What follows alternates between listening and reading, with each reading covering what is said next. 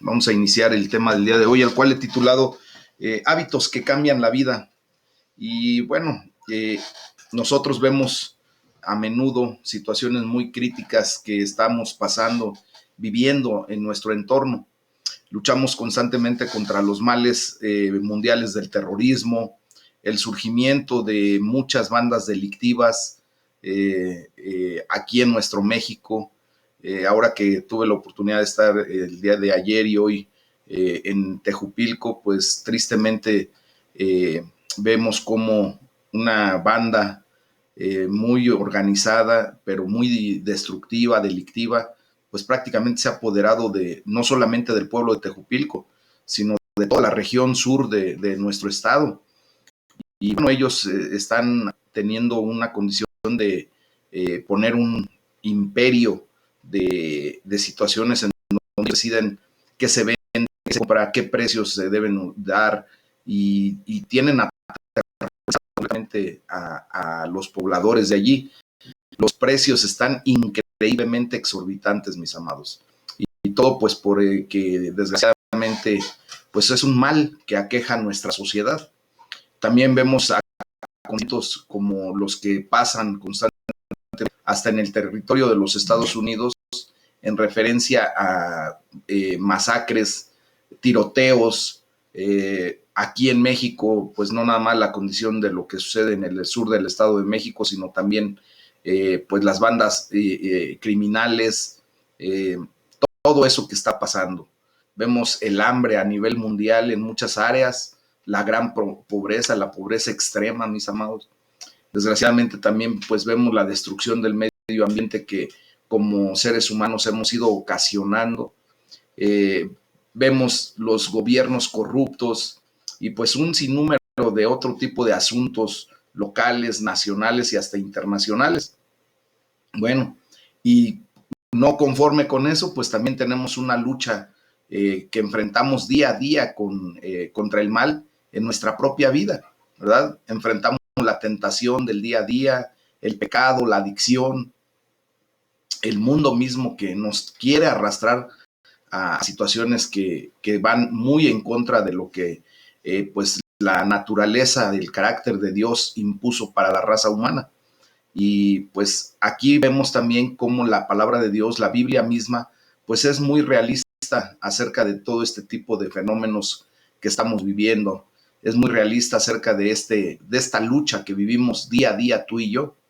En el Antiguo Testamento, pues constantemente leemos acerca de las batallas físicas, ¿verdad? Contra las fuerzas de ejércitos que se levantaban en contra del pueblo de Israel. Y eran batallas físicas donde vemos que de alguna manera, pues, había mortandad terrible. En una guerra física llegaban a morir cientos de miles de personas en 1 o 2 días de batalla, ¿verdad? Porque pues era un enfrentamiento cara a cara. Bueno, ahora en el Nuevo Testamento el combate pues se describe más a menudo como una batalla espiritual y es lo que tú y yo pues estamos inmersos en esa guerra espiritual y toda la humanidad.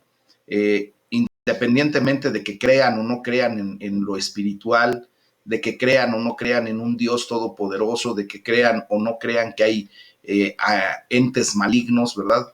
Espíritus demoníacos, lo crean o no, pues simplemente se desarrolla una gran batalla espiritual que estamos viviendo día a día. Y pues esto lo podemos visualizar cuando Pablo, allí en Efesios 6:12, que vamos a leer en un momento más, dice que nuestra lucha pues no es contra seres humanos directamente, ¿verdad? Sino contra poderes, contra autoridades, contra potestades que dominan este mundo de tinieblas, contra fuerzas espirituales malignas en las regiones celestiales. Y pues vemos que es una realidad de eso, mis amados.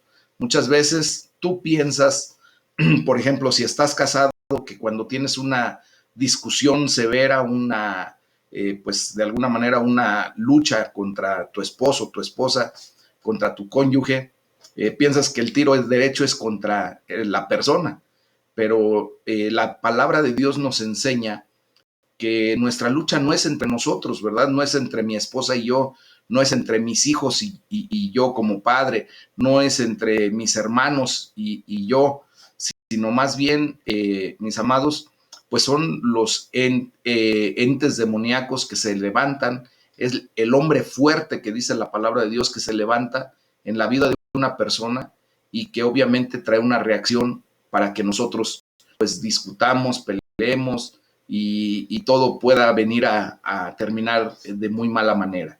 Hoy tenemos que aprender pues a cambiar nuestros hábitos de vida respecto a esto para poder llevar relaciones interpersonales correctas, entendiendo que antes de meternos en una lucha de pareja, de hermandad, de amistad, de familiaridad, pues tenemos que ver, antes que sea la persona que está frente a nosotros, ver qué espíritus se están levantando en contra de nosotros, que nos están tratando de echar a pelear.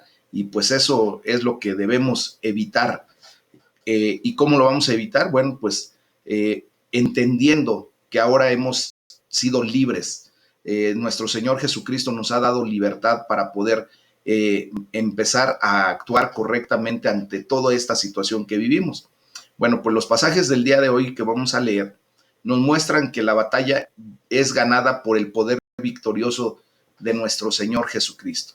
Lo que Jesucristo ganó en la cruz del Calvario, mis amados, ese mérito que Él ganó a través de ese acto redentor, de el perfecto acto de sacrificio, pues nos da ahora la victoria por sobre todas las circunstancias y situaciones. Y pues para ello vamos a leer el Salmo número 114 del versículo 1 al 8, en donde se nos enseña cómo ya tenemos ustedes y yo, todos tenemos en Cristo Jesús la victoria sobre el cautiverio y la esclavitud. Y bueno, pues vamos a leer la palabra de Dios, porque recuerden que la fe viene por el oír y el oír la palabra de Dios. Aquí es a donde empezamos a fundamentar nuestra fe, se empieza a activar y Dios pues empieza a obrar en el sentido de transformar vidas, vidas cambiadas para la gloria de su nombre, vidas que verdaderamente vale la pena vivir. Y bueno, pues vamos a ver aquí en el Salmo 114 acerca de las maravillas del Éxodo. Recuerden que el pueblo de Israel estaba esclavizado por el reino de Egipto y de esa manera pues los tenían subyugados, los tenían con trabajos forzados, pues propiamente como esclavos tal cual. Y bueno, Dios escucha el lamento de su pueblo y llega el momento en que a través de el siervo Moisés, Dios saca de esa esclavitud a su pueblo, ¿verdad? Y lo lleva en una peregrinación a través del desierto hasta llegar a la tierra prometida, en donde encuentran la libertad y en donde Dios les ha entregado un territorio en donde ellos puedan desarrollarse como una nación. Y ahí empieza prosperidad, empieza bonanza, hay muchas cosas, pero también hay batallas constantes, como les decía, guerras contra enemigos que se levantaban y llega el momento, imagínense, que esos enemigos logran que entre los mismos hermanos o conciudadanos de Israel empiecen a pelear entre ellos mismos y a destruirse desde lo interior, a tener esas guerras civiles que lo único que traían era mortandad, dolor, sufrimiento. Y bueno, aquí vamos a ver acerca de las maravillas del Éxodo, primeramente. Y dice la palabra de Dios en el Salmo 114, versículos 1 en adelante. Cuando salió Israel de Egipto, la casa de Jacob, del pueblo extranjero, Judá vino a ser su santuario e Israel su señorío. El mar lo vio y huyó. El Jordán se volvió atrás. Los montes saltaron como carneros, los collados como corderitos. ¿Qué tuviste, oh mar, que huiste? ¿Y tú, oh Jordán, que te volviste atrás? Oh montes, ¿por qué saltaron como carneros y ustedes collados como corderitos? A la presencia de Jehová tiembla la tierra, a la presencia del Dios de Jacob, el cual cambió la peña en estanque de aguas y en fuente de aguas la roca. Posiblemente muchos podríamos decir, ¿verdad? Al leer esto, como que no se comprende de bien a bien, pero sí, hermano Juan, Vamos a estar orando por Félix. Pero el punto está en que cuando ya venimos al estudio de la palabra, cuando tenemos esa relación íntima con nuestro Dios Todopoderoso, el Señor nos va mostrando cuál es la mecánica de cómo poder atender y aprender de su palabra. Bueno, aquí en este momento, de lo que acabo de leer del Salmo número 114, pues el salmista, quien escribe este salmo, inspirado por el Espíritu Santo de Dios, recuerda cómo Israel, ese pueblo, fue liberado de su cautiverio, de la esclavitud que vivía en el territorio de Egipto. Bueno, el poder victorioso de Dios lo sacó de Egipto y acuérdense que a través del siervo Moisés, ¿verdad? Dios abre el mar y los egipcios, pues simplemente, los israelitas pasan en seco. Después viene atrás el ejército de Egipto con Faraón. Ellos entran también al seno del mar y las aguas se cierran y ahí desaparece completamente el ejército de Egipto. Y esto pues muestra la gloria, el poder, la autoridad que Dios tiene sobre los elementos naturales. Y entonces cuando Dios pues hace una declaración, dice el versículo 3 que acabamos de leer, que al ver esto, o sea, ver la manifestación de Dios, el mar huye, pero no es que huya, sino que aquí propiamente es que el mar se abre y permite el paso de los judíos, ¿verdad? Bueno, la presencia del Señor, la presencia de Dios con su pueblo, ¿verdad? Dio la victoria a los israelitas, a ese pueblo que él escogió por su soberanía, ya lo hemos comentado. Entonces fue la presencia de Dios la que, por ejemplo, también convirtió la roca en un estanque, el pedernal en manantiales de agua. Recuerden cuando Moisés, ¿verdad? Habla con Dios y le dice, Señor, escucha a tu pueblo que está constantemente pidiendo agua, estamos en el desierto, y le dice el Señor que tocara, que le diera una instrucción a la roca de ahí en el monte de Horeb, a esa peña, y de allí brotaría agua. Y es cuando Moisés comete el grave error de golpear furiosamente a la roca por la desesperación que le provocaron los israelitas, y de esa manera Dios no deja entrar a Moisés a la tierra prometida, pero allí Dios permite que de esa roca, imagínense qué poder tiene el Señor, que de la peña misma hizo brotar un manantial de agua para vida. Y ahora pues ha hecho lo mismo, pero en cada uno de nosotros que hemos ya atendido a la palabra de Dios, que empezamos a conocer esta verdad. Dice la palabra, ¿verdad? En el Nuevo Testamento, que nosotros hemos sido tocados por el poder de Dios y de nuestro interior correrán ríos de agua viva.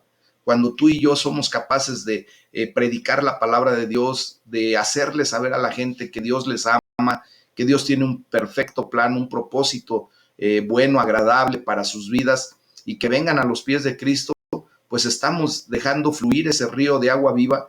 ¿Por qué? Porque justamente es lo que necesita la humanidad para poder tener la bendición del derecho de la salvación y vida eterna. Entonces, fíjense cómo en este Salmo 114, el carácter de Dios, pues, fue revelado a su pueblo durante todo el Éxodo. El carácter divino, el carácter de autoridad, el carácter de benevolencia, el carácter de misericordia, el carácter de amor que Dios tiene, ¿verdad?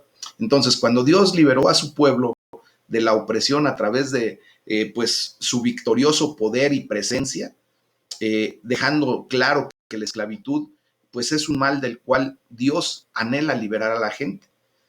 Recuerden que a Faraón, al rey de Egipto, pues le hace llegar una cantidad ¿cómo se llama? De situaciones que le obligan a Faraón a dejar al pueblo salir, ¿verdad? Porque no quería, y le manda plaga tras plaga tras plaga hasta que, pues desgraciadamente, tiene que actuar de una manera crítica, ¿verdad? En donde, pues, extermina a todos los primogénitos de Egipto, al primogénito de Faraón y de toda el pueblo de Egipto. Entonces, vemos ahí cómo el poder y la presencia de Dios es manifiesto, pues hasta que libera a la gente. Hoy quiero decirte que pues Dios ha venido, ¿verdad?, para liberarnos a ti y a mí, para quitarnos del yugo del pecado, para liberarnos de la esclavitud del pecado que nos asediaba y que de esa manera pues nos tenía ya atorados y no podíamos avanzar y no podemos crecer, estamos muertos cuando el pecado se enseñorea de nosotros, estamos muertos en nuestros delitos, en nuestros pecados, estamos destituidos de la gloria de Dios. Entonces, fíjense cómo esto nos lleva y nos ayuda a abordar una de las grandes preguntas de la lectura del Nuevo Testamento que vamos a leer a continuación, en la cual en esta lectura Pablo da instrucciones hasta a los esclavos y a los amos, y lo vamos a ver ahí en Efesios capítulo 6 de los versículos 5 al 9. ¿Y por qué Pablo? Esta es la pregunta que nos hacemos. Nunca intentó abolir la esclavitud por completo. Allí lo vamos a ver y tenemos que recordar que en aquellos días, pues los cristianos eran una pequeña minoría y era perseguida. No estaban en condiciones de poner fin a aquello que era una situación que ya había sido instituida universalmente en el mundo que se conocía en esos tiempos, ¿verdad? Y que todos los gobiernos pues permitían la esclavitud. Entonces, imagínense que solamente el Imperio Romano pues había algunos 60 millones de personas y el gran porcentaje de la población eran esclavos. De esos 60 millones de habitantes que tenía el Imperio Romano, aproximadamente 50 millones eran esclavos, para que se den una idea. Entonces, cuando escribe Pablo esto, pues nos damos cuenta de que el cristianismo apenas estaba naciendo propiamente. La iglesia de Jesucristo era la iglesia primitiva y pues no tenía prácticamente ni voz ni voto en esos tiempos. Gloria a Dios porque después siguió avanzando la situación y pues llegó el momento en el que la iglesia de Jesucristo se levanta con autoridad, con poder, pues para provocar propiamente la abolición de la esclavitud en la humanidad entera. Y bueno, quiero citar a un escritor que se apellida Bruce y dice, era mejor exponer claramente los principios del Evangelio, que decía, ya no hay esclavo ni libre en Cristo Jesús, como lo dice Gálatas 3:28, y dejar que tuviera su propio efecto a su debido tiempo en aquella incipiente institución del cristianismo en aquel momento, mis amados. Entonces, Dios pues quiere liberar a la gente, tanto de la servidumbre, literalmente hablando, o sea, de la esclavitud física, como de la opresión experimentada por los esclavos modernos. ¿Cuál es la opresión que tenemos? Pues a través del pecado, mis amados, nosotros somos oprimidos por el enemigo de nuestras almas. ¿Ah? Esa esclavitud al pecado es la que quiere romper el Señor, ese tipo de situaciones en donde nos involucramos en adicciones, en excesos, como la dependencia al alcohol, al trabajo, al comer en exceso, a las drogas, al sexo que no entra dentro de los patrones bíblicos, ¿verdad? De lo que Dios establece como lo correcto. Y pues en el futuro, cuando nuestro Señor Jesucristo regrese por su iglesia, ¿verdad? Con ese poder victorioso, pues en ese punto Dios liberará a todos de todo tipo de esclavitud, de toda clase de esclavitud. Y para ello, pues hay que darle gracias a Dios porque Él nos ha liberado, porque ahora su presencia está con nosotros, porque Él convierte las piedras mismas, esa peña, ¿verdad?, en estanques, en una condición en donde hasta la roca dura la convierte en manantiales de agua a través de su Espíritu Santo que ahora mora en cada uno de nosotros. Y por eso de nosotros correrán ríos de agua viva, mis amados. Darle gracias a Dios porque ahora tú y yo pues nos podemos verdaderamente conducir a través de la libertad a la que Cristo nos ha llamado y poder decirle al pecado, ya no te necesito en mi vida. Hay situaciones que nos han herido, nos han lastimado por nuestra propia conducta y que nos llevan tristemente a tener un estilo de vida para el cual no fuimos diseñados. Y en Cristo tenemos la gran oportunidad de ser verdaderamente libres y de venir a hacer para lo que fuimos creados, no para lo que fuimos criados, mis amados. Ya lo he explicado en algún otro momento y nada más voy a repetir un poquito de eso. Recuerden que cada uno de nosotros fuimos criados según el uso, ¿verdad? La usanza de nuestro seno familiar, de donde nosotros nacimos, y también pues parte de nuestra crianza estuvo a cargo de las personas que nos rodearon, con quienes tuvimos interacción. Esa crianza pues nos va enseñando y nos va forjando un carácter, y muchas ocasiones por eso peleamos mucho en contra de nosotros mismos, queriendo ser lo que no somos, y desgraciadamente eso nos lleva pues a lastimar nuestro propio corazón, a sentirnos rechazados, a sentirnos como que no pertenecemos, que no tenemos una identidad correcta, y por lo tanto sufrimos simplemente. Cuando venimos a los pies de Cristo, el Señor nos da esa libertad de poder entender que fuimos creados primeramente a la imagen y semejanza de Dios, y fuimos creados para un propósito específico. Primeramente fuimos creados para la gloria y alabanza de nuestro Dios. Y cuando empezamos a ver que nuestra creación muchas veces es muy distante o muy diferente a la crianza que llevamos, y empezamos a rectificar y empezamos a tomar hábitos que cambian nuestra vida, que es a lo que Dios nos quiere llevar, pues empezamos a ver que cuando hacemos lo correcto, cuando hacemos para lo que fuimos creados, empezamos a tener felicidad, abundancia, dicha, empezamos a vivir una vida plena. ¿Por qué? Porque ya no tenemos que batallar, porque estamos siendo verdaderamente quienes somos. He puesto ejemplos muy específicos. Si, por ejemplo, tenemos un vehículo que fue creado para ser conducido en asfalto, en carreteras planitas, bien hechecitas, un auto de extremo lujo, ¿verdad? Y imagínense que lo llevamos a un cerro y lo metemos entre ríos, entre brechas mal hechas, en donde tiene que andar rebotando y haciendo feo, pues se va a descomponer porque no fue creado para eso. Aunque nosotros pues lo podemos llevar allí, y sí lo podemos llevar, pero se va a descomponer. Pero ¿qué pasa cuando ese carro lo manejamos en una autopista, en las condiciones para las que fue creado? Nos va a dar satisfacción, vamos a tener pues el placer de tener un vehículo de esa naturaleza, y va a ser lo correcto, va a ser para lo que fue creado, y no vamos a gastar porque se descomponga, nos va a dar el servicio para el que fue creado, y nos va a dar satisfacción. Así es nuestra vida.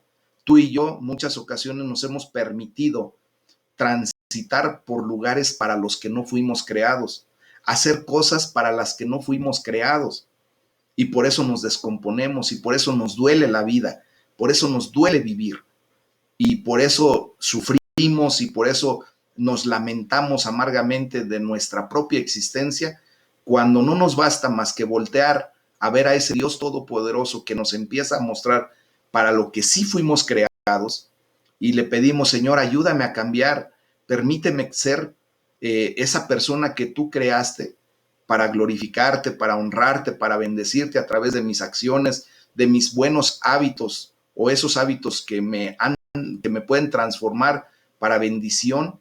Y empieza uno a ser pleno. Dios empieza a restaurar corazones. Dice que para eso apareció Jesucristo, para vendar esos corazones heridos, quebrantados, y empezamos a tener un estilo de vida diferente, mis amados. Y bueno, esto, el hecho de que en muchas ocasiones hagamos más caso a la condición por la que fuimos criados, pues es porque el enemigo nos ha metido tantas mentiras, primero desde nuestra concepción, muchas ocasiones, segundo, ya después de nuestro nacimiento, de cómo fuimos enseñados en nuestro seno familiar, y hay muchas mentiras de repente, las enseñanzas no fueron las adecuadas, nos llevaron hacia situaciones que de alguna o de otra manera nos descarriamos, ¿verdad? Ya después, cuando empezamos a crecer y empezamos a tomar uso de nuestro propio destino, empezamos a caminar según lo que creímos, pues nos empezamos a juntar con personas que posiblemente fueron empleadas por el enemigo para seguir sembrando semillas equivocadas, semillas de maldad,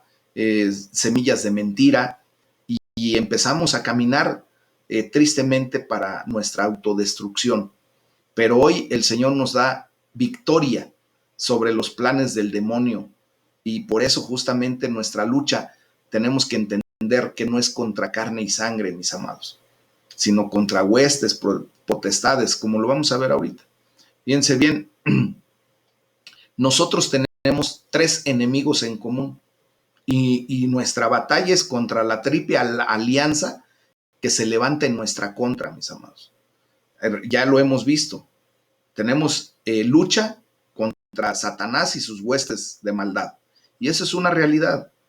Aunque posiblemente mucha gente no lo crea, pues nosotros hemos sido testigos de que la palabra de Dios es tan eficaz, tan verdadera en ese sentido, que Él nos enseña mucho acerca de nuestro enemigo, que es el demonio y sus ángeles de maldad, ¿verdad? Y ese es nuestro primer enemigo. El segundo es el mundo que nos rodea, que nos quiere arrastrar a la corriente de este mundo, ¿verdad?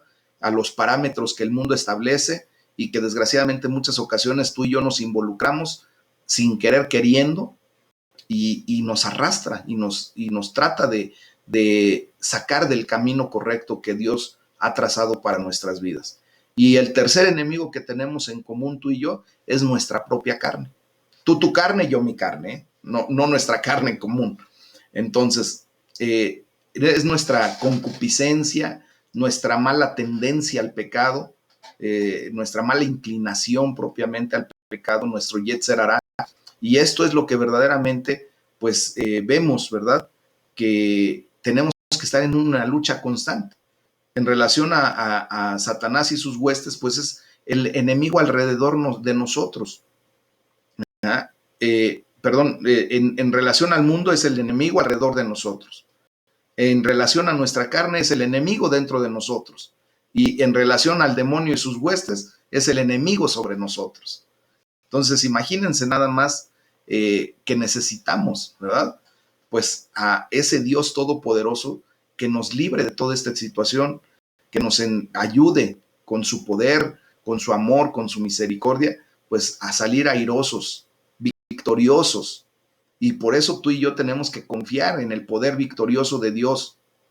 Y esto no significa que seamos pasivos o inactivos, que simplemente diga yo, pues yo confío en que Dios me va a liberar de todo esto, no voy a tener problemas, voy a seguir mi vida como si nada y yo no hago nada. No. La palabra de Dios a través del apóstol Pablo insiste en que para ganar la batalla, pues necesitamos asumir la responsabilidad de nuestra vida y fortalecernos con el gran poder del Espíritu Santo que el Señor nos ha dado. Entonces, tenemos que tomar medidas.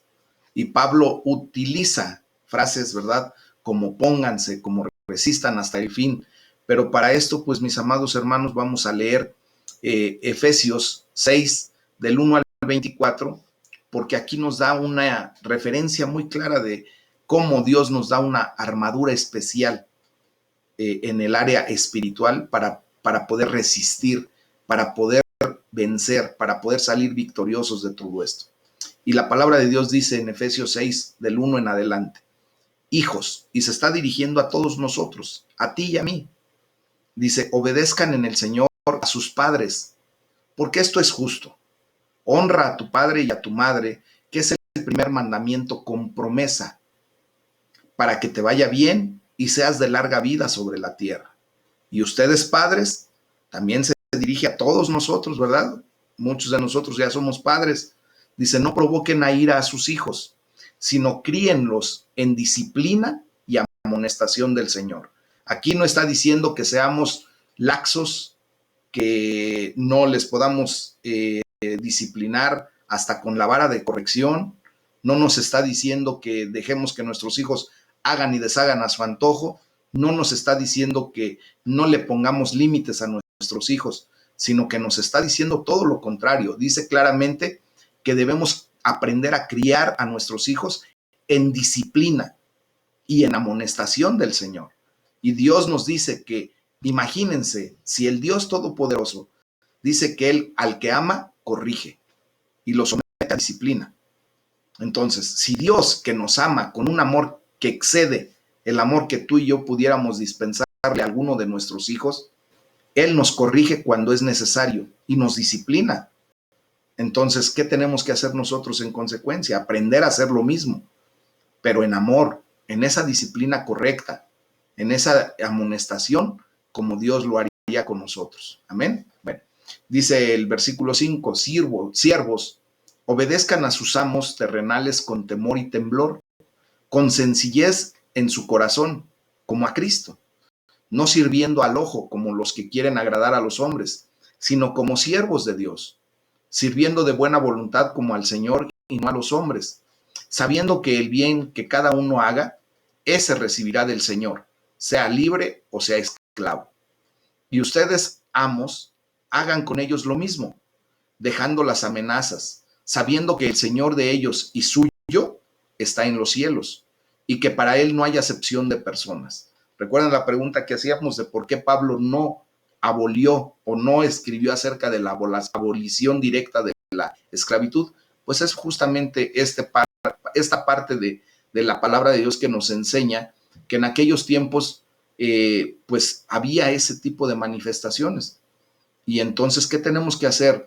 Ahora, pues no nos comportamos ya como esclavos, ya no hay esa condición de esclavitud directa, pero sí tenemos patrones, sí tenemos personas que están sobre autoridad hacia nuestras vidas y pues tenemos que servirles de esa manera, como para Dios.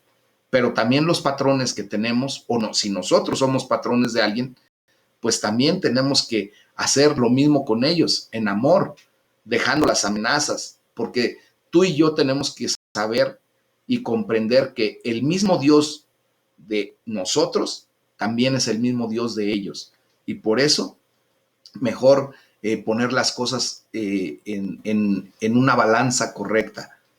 ¿Y por qué? Porque para Dios no hay acepción de personas, no hay esclavos y libres. Dice la palabra de Dios que para Él todos valemos exactamente lo mismo. Si tú estás como empleado, vales lo mismo que una persona que pudiera estar como patrón para Dios. ¿Por qué? Porque así es que Jesucristo pagó por todos y cada uno de nosotros el mismo precio, el precio de sangre. Y es el precio más alto que se ha podido pagar por cualquier situación, mis amados. Continúo leyendo, Efesios 6:10 dice, por lo demás, hermanos míos, fortalezcanse en el Señor y en el poder de su fuerza.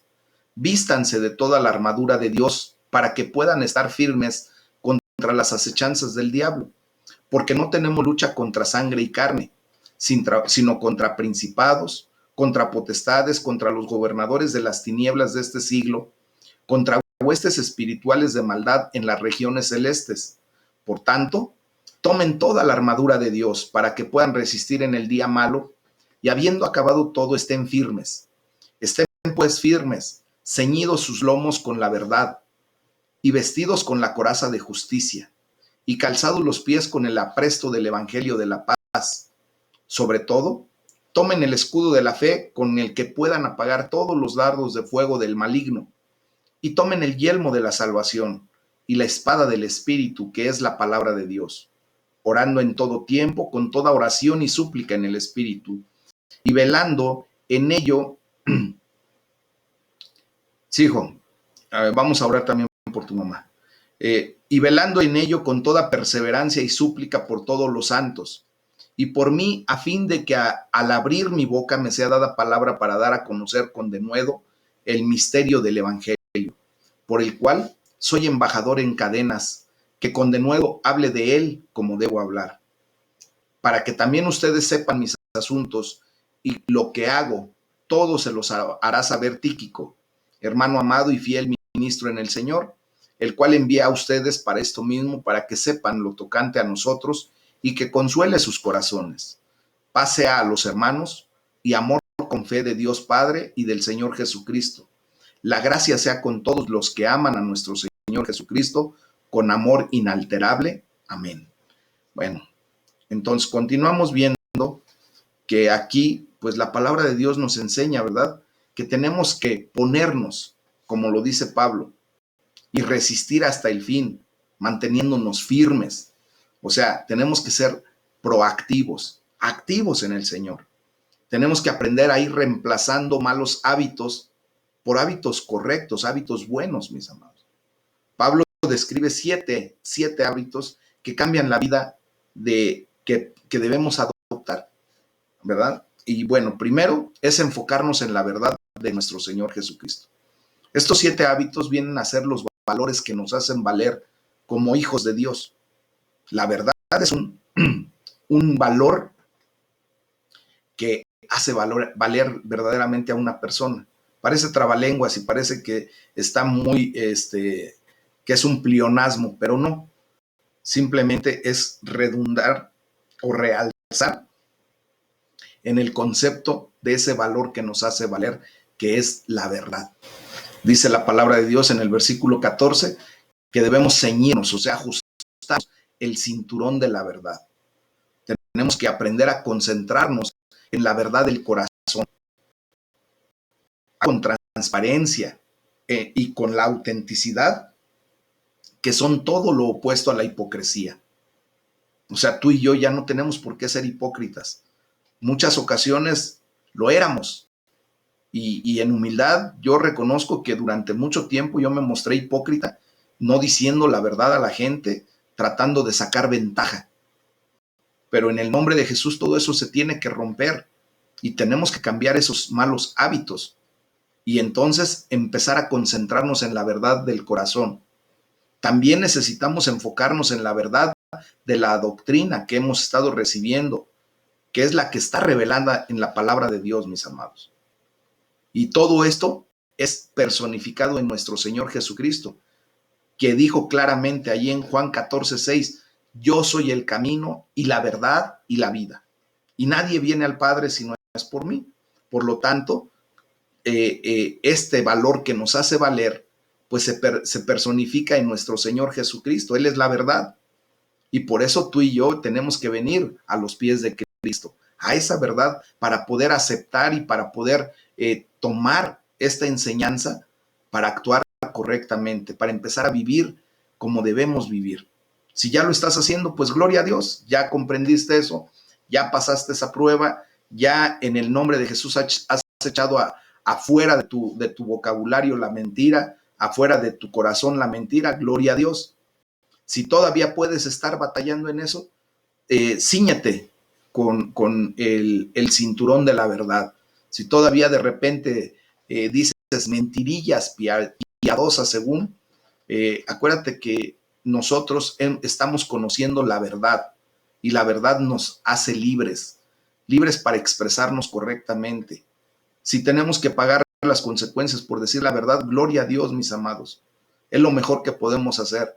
Preferible 1000 veces es pagar las consecuencias por decir la verdad que después tener que pagar las consecuencias por decir la mentira. Porque en la mentira hay acusación, en la mentira hay dolo, en la mentira hay condiciones que la justicia nos puede llevar a pasar muy malos ratos. Pero cuando tú dices la verdad, a lo mejor se te va a tener que aplicar una consecuencia, pero una vez que se supere esa situación, quedas libre de cualquier otro tipo de cosas, mis amados.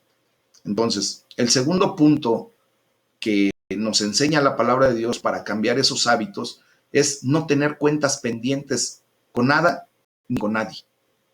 O sea, venir a protegernos por la coraza de la justicia de Dios.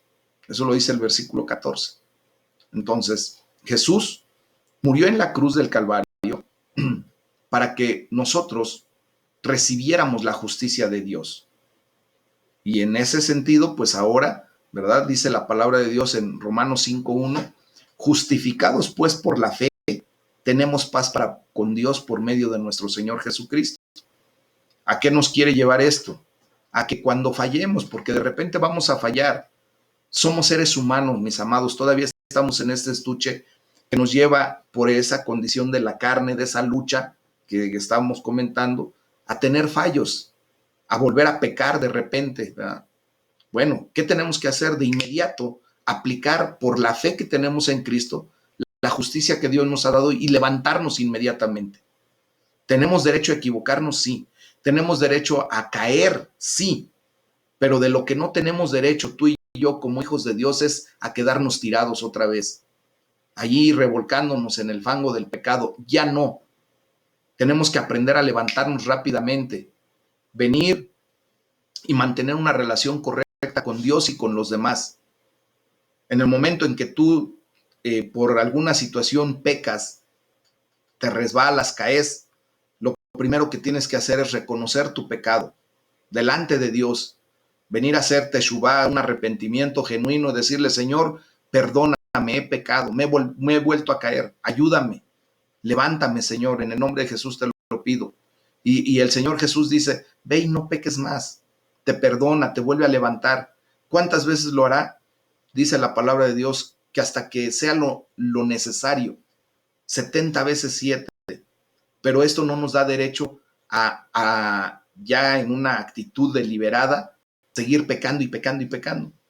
Dios nos puede perdonar cuantas veces sean necesarias, pero que ese pecado no se siga en una actitud incorrecta, en un hábito pecaminoso, que si nos sorprende la muerte en ese momento en que estamos ejerciendo ese hábito pecaminoso, pues nos lleve a pagar consecuencias de muerte eterna, mis amados. Entonces, cuando fallemos, tenemos el derecho de levantarnos de inmediato, decirle, Señor, perdóname. Restableces nuevamente tu relación con Dios y Dios te perdona, te lava, te limpia y te permite seguir adelante.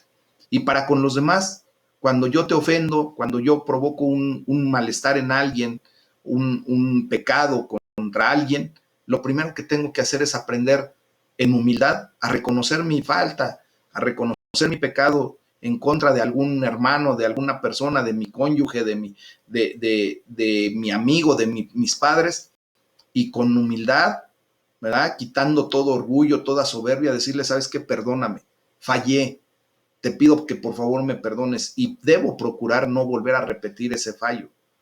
Cuando yo vengo delante de la presencia, ya sea de Dios y después de una persona, en un arrepentimiento genuino, es reconociendo el dolor que pude ocasionarle a la persona a la cual le fallé, contra la cual pequé. Primeramente contra Dios, ¿verdad? Y después contra esa persona. Si yo le fui infiel a mi esposa, por ejemplo, reconocer el dolor que yo le pude haber causado en su corazón, esa fractura que le pude haber causado y reconocer que es un dolor que no quisiera yo pasar. Y entonces pedir perdón genuinamente y pues en ese reconocimiento de ese dolor que puedo causar, pues ya no repetirlo, simplemente. ¿verdad? Si me perdonó, pues gloria a Dios y seguir adelante y evitarme ya de ese tipo de condiciones y luchar contra mi carne, contra los deseos pecaminosos de mi carne y romper en el nombre de Jesús con esas actitudes. Después debemos participar activamente. ¿De qué manera? Pues dice la palabra de Dios, calzados con la disposición de proclamar el evangelio de la paz. ¿verdad? Pablo pues pudo haber tenido en mente aquí un versículo de lo que pudiera ser en un texto bíblico del Antiguo Testamento, en el libro de Nahum, del profeta Nahum, en el capítulo 1, versículo 15, que dice, miren, ya se acerca por los montes el que anuncia las buenas nuevas de victoria, el que proclama la paz. Pudo haber tomado ese versículo para decir que tenemos nosotros que proclamar el evangelio, ¿verdad? Proclamar a aquel que ha traído las buenas nuevas, o sea, proclamando a Jesucristo. Obviamente entendemos que Satanás y sus huestes pues odian el evangelio.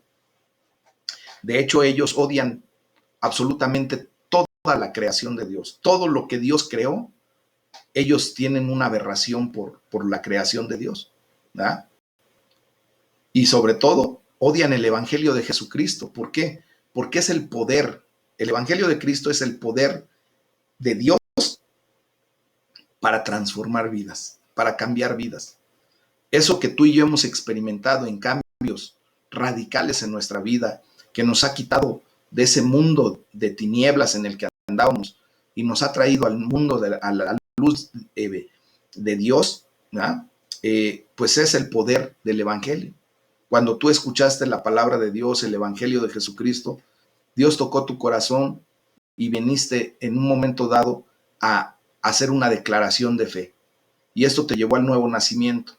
Y después del nuevo nacimiento, entender que eres una nueva criatura, que todas las cosas viejas pasaron, que Dios está haciendo todo nuevo para la gloria y honra de su nombre, y para que un día tú te presentes, cuando seas llamado a la presencia de Dios, o sea, cuando mueras a esta vida física, te presentes delante del Rey justificado por el mérito de nuestro Señor Jesucristo y tengas el derecho de la salvación y vida eterna.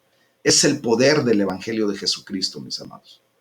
Entonces, Pablo está pidiendo a todos nosotros como cristianos, no solo a los de Éfeso, ¿verdad?, que también oraran por él.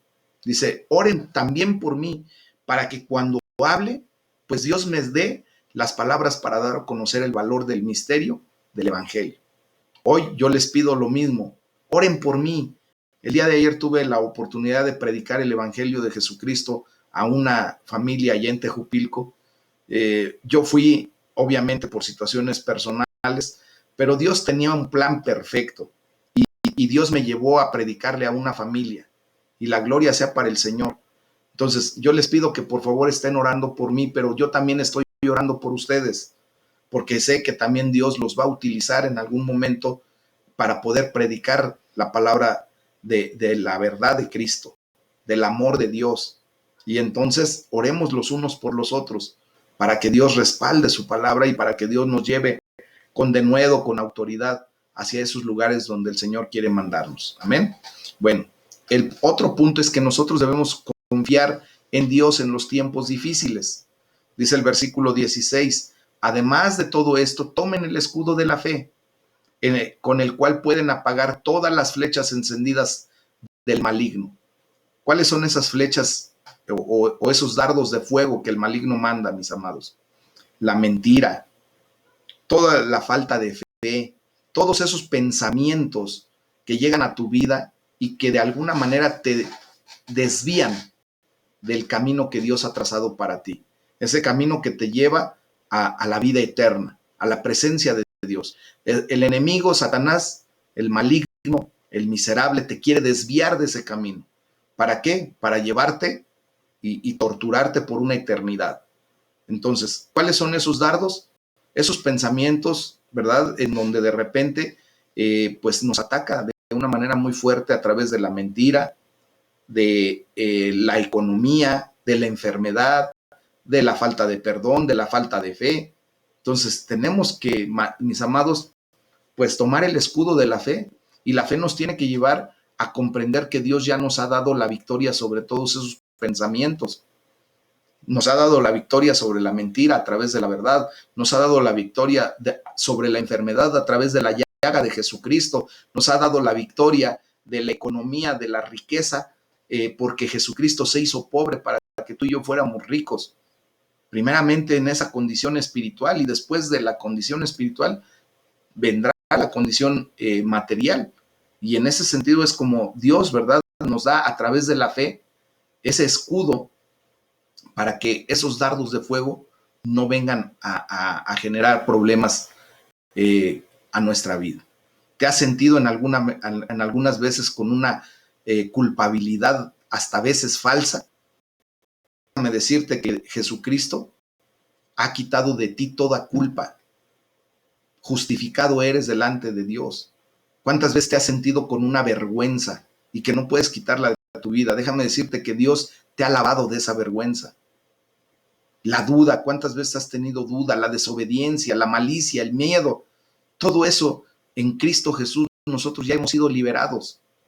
Y por eso, con el escudo de la fe, podemos apagar todos esos tipos de acusaciones que el enemigo quiere hacer en nuestra vida. Tenemos que el punto siguiente es ganarle a Satanás la batalla de nuestra mente. Tenemos que ponernos, dice la palabra de Dios ahí en el versículo 17, dice, tomen el casco de la salvación, ponernos el casco de la salvación. Mis amados, recuerden que toda nuestra problemática como seres humanos, está de 100 a 100 aquí, en nuestra mente. De hecho, nuestra mente es el campo de batalla entre Satanás y nuestra condición de vida. Él quiere meter ideas, quiere hacer estructuras mentales, paradigmas en nuestra mente para tratar de alejarnos del camino, como les decía. Pero hoy, en el nombre de Jesús, mis amados hermanos, nosotros tenemos que tomar ese casco de la salvación y declarar que en Cristo Jesús somos más que vencedores. Amén. Entonces, la batalla se gana o se pierde en nuestra mente, aquí. Por lo que es esencial que, pues, como dice 2 Corintios 10:5, aprendamos a llevar cautivo todos pensamientos para que sean sometidos a la voluntad de Dios. Y así es como debemos hacer.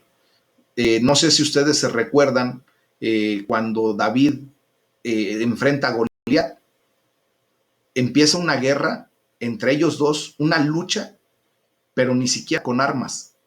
Empieza una lucha verbal en la mente de cada uno. Goliat primero le dice, ¿qué es? ¿Soy un perro para que vengas a mí con palos y piedras? Ya desde ahí David estaba ganando la batalla, porque Goliat estaba considerando hasta como un perro. Y luego David le revira y le dice, mira, tú vienes contra mí con jabalinas, con escudos, con armamento sofisticado, pero yo vengo contra ti en el nombre del Dios de los ejércitos, en el nombre de Jehová de los ejércitos. Y él ahora me entregará tu vida y yo te voy a matar y tu carne la daré de comer a las aves del cielo. Y no nada más a ti, también a tu ejército. Allí es a donde se ganó la batalla. Y luego, cuando agarra la onda, ¿verdad?, con la piedra y le pega en la frente, justamente es una figura o un comparativo de que nuestra batalla se gana aquí, en la mente, mis amados. Todo lo que dijo David fue directo a la mente de Goliat y él se sintió desprotegido y por eso, desgraciadamente, pues murió. Y bueno, afortunadamente, porque era un enemigo del pueblo de Dios. También tenemos que aprender a sumergirnos en la palabra de Dios, que es la espada del Espíritu. Esa es la palabra de Dios. Tenemos que aprender a usar la Biblia cuando estemos bajo ataque, así como lo hizo nuestro Señor Jesucristo cuando fue tentado en el desierto, ¿se acuerdan? El enemigo le dice, a ver si es cierto que tú eres hijo de Dios y tienes hambre. Después de 40 días de ayuno, imagínense. Dice, si tienes hambre, haz que estas piedras se conviertan en pan. ¿Y qué le dice nuestro Señor Jesucristo? Está escrito que no solo de pan vivirá el hombre, sino de toda palabra que sale de la boca de mi Padre. Entonces, mis amados, el aprender a usar la Biblia, a usar la palabra de Dios, esa es nuestra espada de espiritual. Entonces, hay que utilizar la espada, hay que saber defendernos y hay que saber atacar con la palabra de Dios. Y debemos continuar orando. Dice la palabra de Dios en Efesios 6:18, oren en el Espíritu en todo momento, con peticiones y ruegos. Entonces, fíjense bien que esto es lo que tenemos que aprender a hacer. Orar. ¿Por qué? Porque justamente eso es lo que nos da poder y autoridad. Hubo una declaración de la reina María I de Escocia y hizo una observación muy fuerte y le dice a uno de sus súbditos, de sus más allegados, le dice, le tengo más temor a las oraciones de John Knox que a un ejército de 10,000 hombres. Así es como debe el enemigo de nuestras almas temer, temblar cuando tú y yo nos unimos en oración, cuando levantamos nuestras plegarias a Dios, cuando declaramos la palabra de Dios a través de la oración, mis amados. El enemigo tiene que tener temor de nosotros, no nosotros de él. Él ya fue vencido, Dios lo ha puesto por estrado de nuestros pies y por lo tanto tú y yo tenemos que salir victoriosos. Hoy hay que orar, hay que darle gracias a Dios porque aún por nuestra propia cuenta, pues somos débiles, mis amados. Pero la armadura que el Señor nos ha dado, con la fuerza de nuestro Señor Jesucristo, porque todo lo podemos en Él que nos fortalece. Y con el poder del Espíritu Santo, pues ahora podemos experimentar la victoria en todas las ramas de nuestra vida, en lo económico, en lo material, en lo físico, en la salud, en nuestras relaciones personales, en todas las áreas de nuestra vida, tenemos la victoria ganada en Cristo Jesús. No le dejemos ningún espacio al enemigo. No dejemos que el mundo nos quiera arrastrar y mucho menos dejemos que nuestra carne nos lleve nuevamente al fango de donde Dios nos ha sacado. Amén. Ese es el tema del día de hoy, mis amados. Vamos a orar. Vamos a darle la gloria a Dios.